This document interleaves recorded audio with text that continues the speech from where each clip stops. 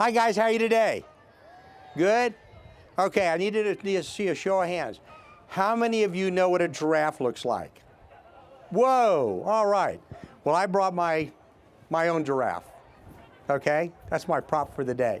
Everything good today? Gonna stay warm? You having fun? Good, okay.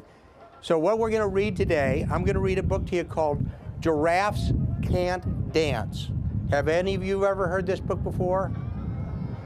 Uh-oh.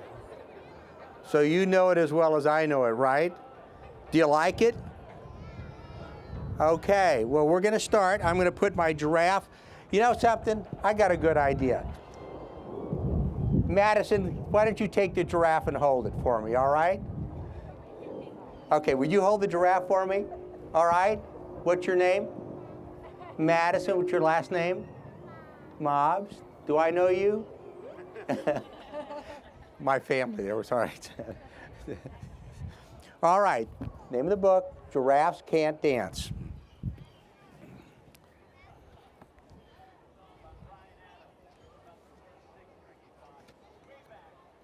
Okay, the giraffe we're talking about, okay, some of you read the book. Do you remember what his name was? Gerald, right? Gerald is the giraffe we're going to be talking about. Now, Gerald was a very tall giraffe whose neck was long and slim, but his knees were awfully crooked and his legs were rather thin. This is, see, there's Gerald, okay?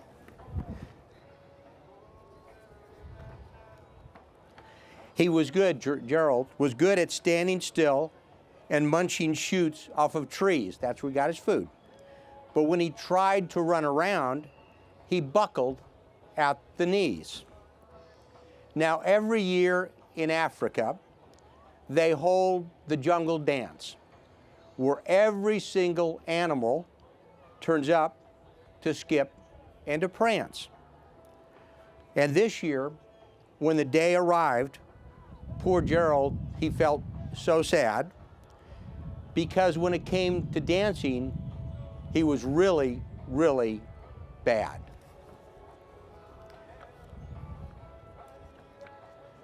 So when the dance started, the warthogs started waltzing, the rhinos, they rock and rolled, the lions, they danced a tango that was both elegant and bold.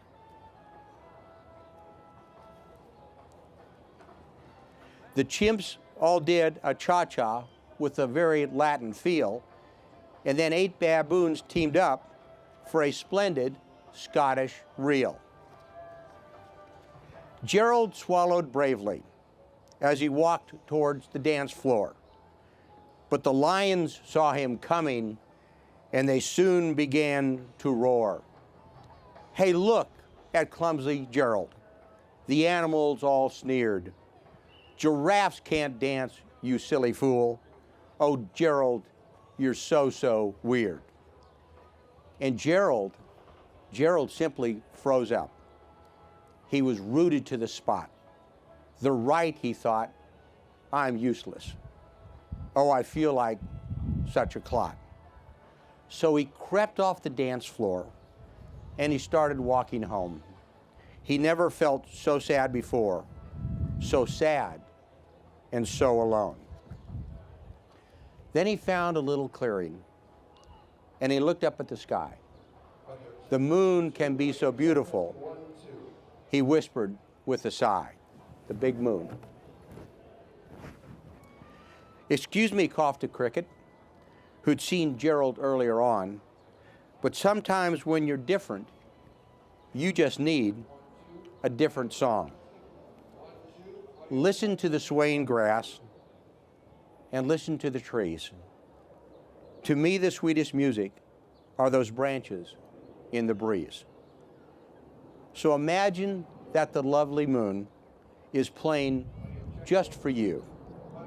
Everything makes music if you really want it to. With that, the cricket smiled, and he picked up his violin. Then Gerald felt his body do the most amazing thing. His hooves started shuffling, making circles on the ground. His neck was gently swaying, and his tail was swishing round. He threw his legs out sideways, and he swung them everywhere.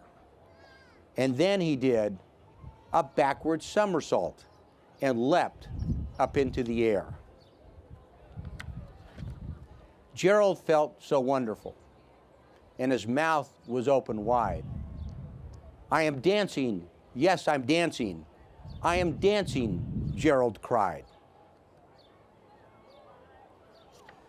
Then one by one, each animal who had been there at the dance arrived while Gerald danced on and watched him quite entranced. They shouted, "It's a miracle. We must be in a dream. Gerald's the best dancer that we've ever seen." "How did you learn to dance like that? Please, Gerald, tell us how." But Gerald simply twirled around, and he finished with a bow. Then he raised his head and looked up to the moon and the stars above. "We can all dance," he said, "when we find music that we love." How about that? All right? So always be positive. Always know what you can do and think above that. Can you have a good day today? Good. Thank you.